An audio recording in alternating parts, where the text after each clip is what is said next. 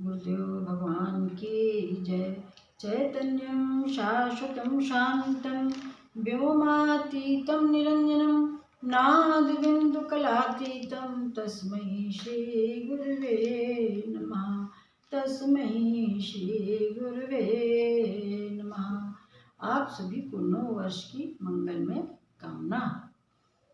सूर्यं संवेदना पुष्पै दीप्तिः कारुण्यगन्धने लब्ध्वा शुभं नो वर्षे अस्मिन् कुर्यात् सर्वस्य मंगलम्। मैं सुधा अग्रवाल बहराइच से आपके समक्ष दुर्लभ संत पूज्य श्री पथिक जी महाराज के बारे में बताने के लिए उपस्थित हूँ। पिछले एपिसोड में शक्तिपुंज संत पथिक जी महाराज का संक्षिप्त परिचय दिया था और इसी क्रम में आज मैं आपको थोड़ा परिचय और उनके कुछ संस्मरण बताऊंगी। गुरुदेव पथिक जी का जन्म 15 जनवरी 1909 को कानपुर जिले के साण गांव में ब्राह्मण परिवार में हुआ था। गुरुदेव के जीवन में मानवता के उच्चतम मूल्यों का दर्शन होता है। जीवन पर्यंत नैष्ठिक ब्रह्मचारी रहकर बचपन से ही कठोर तप करने के कारण आप दिव्यता प्राप्त एक दुर्लभ अवतारी संत थे, जो दिव्य अध्यात्म और प्रेम के सागर थे।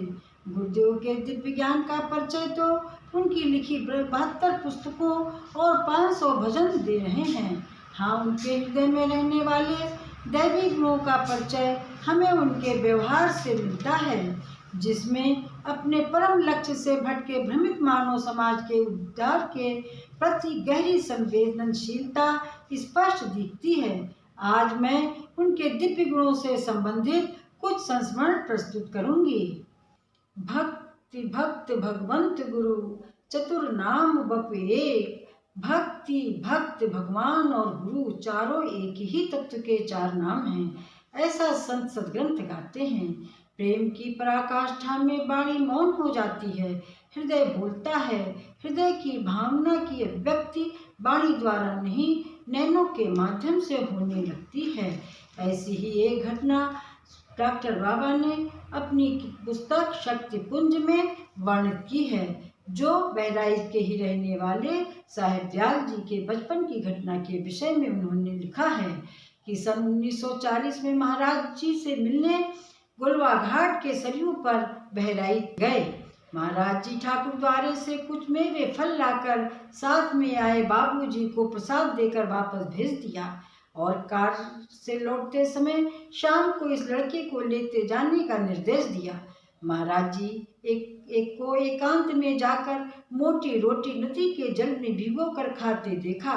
उस किशोर ने लड़के दयाल को अपने निकट देख महाराज जी ने कहा, तुम पानी के साथ रोटी नहीं खा पाओगे, तुम्हारे लिए दूध और चीनी पुजारी से मांगता हूँ।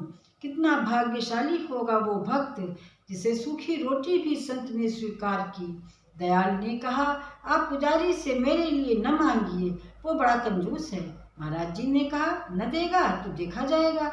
महाराज जी गए और अपने नियमों के तोड़कर तुरंत चीनी और दूध ले आ गए और लड़के ने हाथ बढ़ाया पर उसे न देकर स्वयं ही दूध में रोटी मसलने लगे और कटोरे में तैयार कर लड़के की ओर बढ़ाया। कितना स्वादिष्ट होगा संत के हाथों तैयार वो भोज पदार्थ। सेवा प्रेम भाव से सरोबोर आने वाले दिनों में इस बालक को भी ऊंचाइयों की सीढ़ी जो चढ़ना था, वही अद्वैताचार्य जी के नाम से प्रसिद्ध हुए। महाराज जी को जब जाना था तो कमरे में रखे रुपए, फल, मिठाइयाँ सब छोड़ अचानक चले गए। वे कहते थे कि अच्छी चीज़ें बांट कर खाना चाहिए। उनके भोजन में जो कुछ विशेष स्वादिष्ट या अच्छा होता उसे स्वयं थोड़ा खाते और शेष अपने सेवकों भक्तों को जरूर खिलाते थे। इसी क्रम में मुझे भी अपने जीवन की एक घटना याद आ गई कि जब महाराज जी नया वर्ष आता था तो मुझे भी यही इच्छा रहती थी कि महाराज जी बहराइच आ जाएं।